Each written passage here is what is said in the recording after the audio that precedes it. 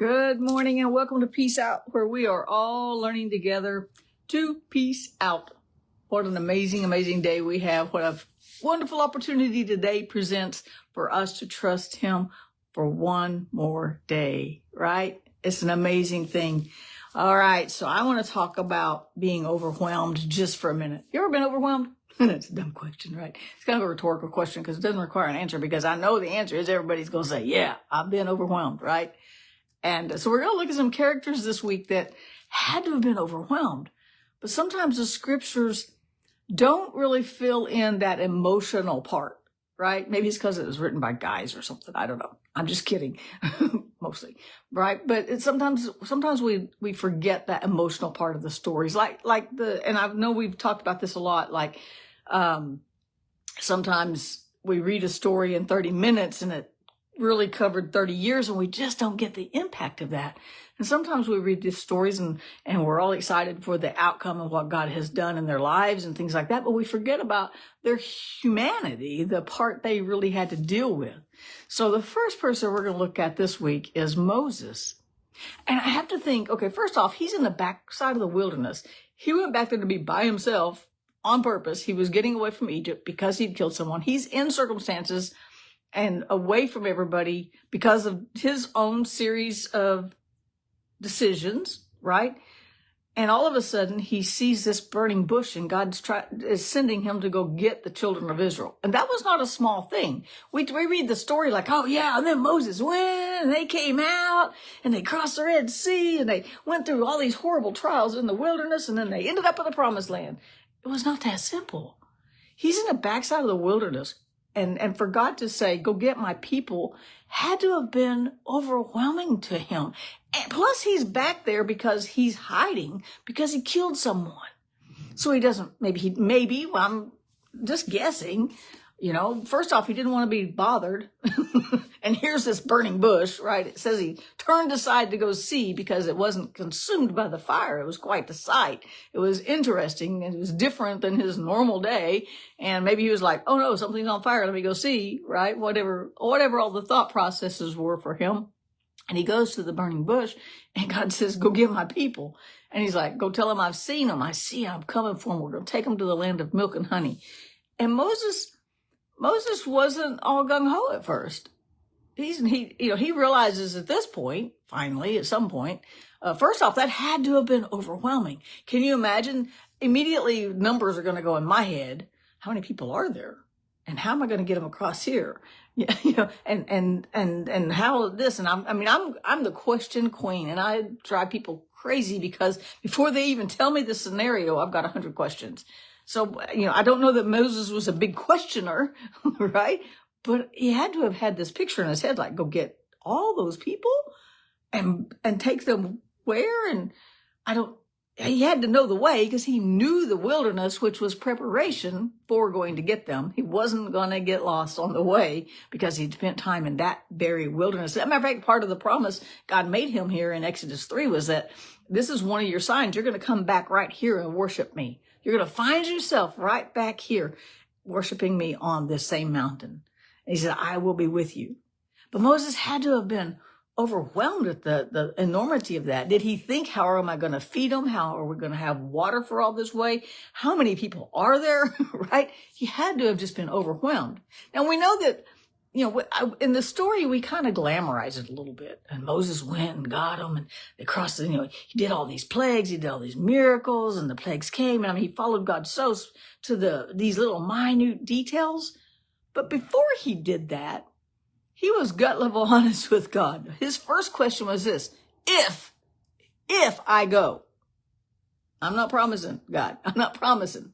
Burning bush, right? He says, if I go and tell them, they're going to ask me, which God sent you, which is really sad because he knew the children of Israel and he knew Pharaoh, the kingdom of Pharaoh, and he knew all these things. So he knew enough to know that they didn't know this God that was talking to him. That's sad. That's very sad, right? But he goes, if I go, let's just say, just a scenario, right? if I decide to go, they're going to ask me what God sent me, which God sent me. And so it means that they were following all these other gods while they were in captivity. They had maybe they had fallen into, well, we know that from their journey, Molech and all these other gods that they were told not to bring their gods with them. And it was a constant problem because they got their eyes off the one true God while they were in captivity. There's a lesson in that. In itself, we got to keep our eyes on God. But he says, if I go, who do I tell him? God says, tell him I am the I am, which means I was always, I am right now in the now. I'm always a right now. I'm always right now, God. Right? I am. Tell him I am sent me.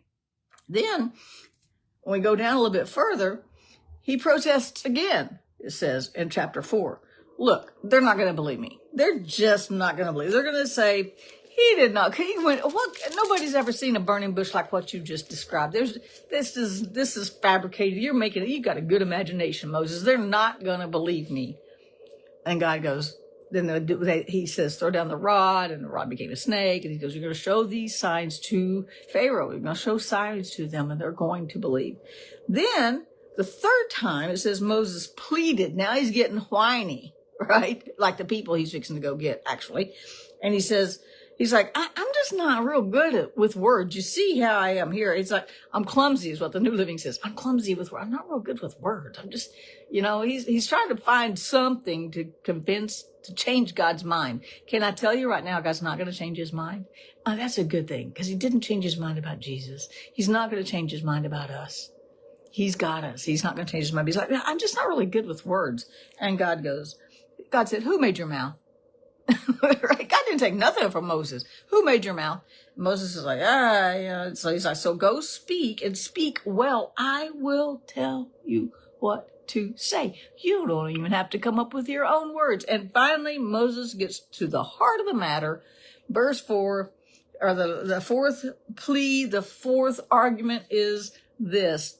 He says, just send someone else.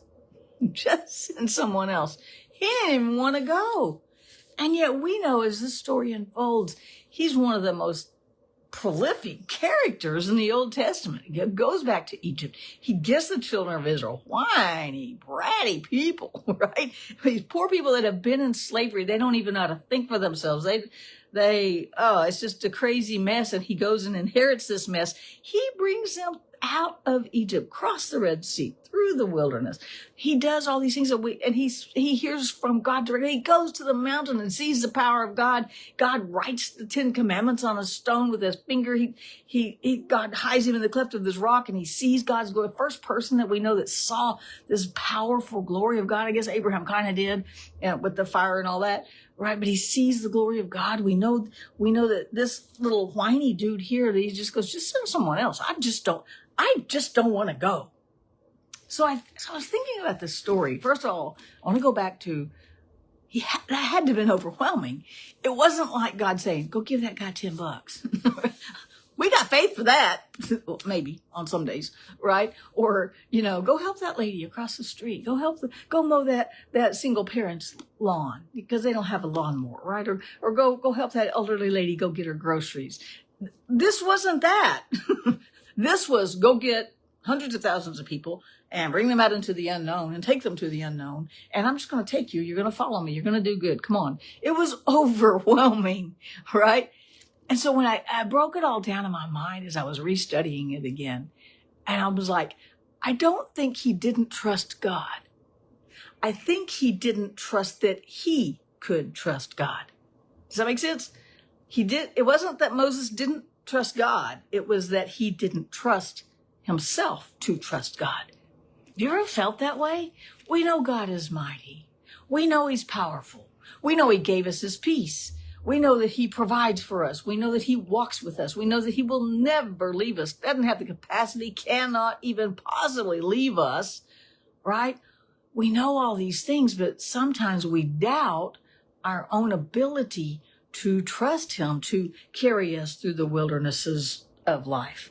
We don't trust our ability to lean over on him just a little bit more and go, okay, God, I know you gave me peace. I know you gave me peace.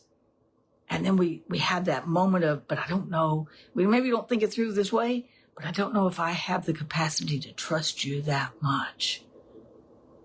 I want you to think about that today. How is your capacity to trust him? How does it, do you just go, okay, God, yeah, I'm going to trust you with the day? Is it a horrible process? Is it an easy process? Is it this argument with yourself and with God, or just send somebody else? I'm not up for this, right? Or is it that we can just go all in today and go, you know what? No matter what, whether I did things to get myself in a bind or not, whether things happen to me to put me in a kind of spiritual or emotional bind, whether it's things going on way out in the world, and there's lots going on that can be concerned. We should all be very concerned. There's so many crazy things going on out there, so many crazy things going on here. It doesn't matter. Check our capacity today. Do I feel this way about just send somebody else, God? Just work with somebody else. I'm not good at speaking. I'm not good at trusting. I'm not good at burning bushes. I'm not good with people. I'm not good with, or can we change our focus and look at God and just say, I want to trust you. Help me. You can even ask him. This is an amazing thing about God. God, I don't know if I can trust you with this. Help me learn how to trust you with everything. Help me learn how to rest and trust the peace you gave me. Help me learn how to let your peace reign in my heart. Help me remember that I live and am dictated by the kingdom of God, not by the kingdoms of this world. That's not where peace is. Thank God, because we would be really in a bigger mess. Our peace is going to come from God no matter what takes shape in this world. Our peace still comes from God. He didn't say, unless it gets really bad, unless it's something too big for me to carry. He didn't sound like Moses. I just don't want to go. Do I have to go to the people? What if Jesus had this argument? I don't, just send somebody else, right? He didn't. He did not. So today, reevaluate your capacity to trust God with everything, because he's right there all the time, just waiting with the peace. He's already given it, and he's just waiting for you to trust him. And he's going to move. We're going to pray that he's going to move on our behalves today as we trust him with one more day. Peace out, you guys. Have a great day. I'll see you again tomorrow.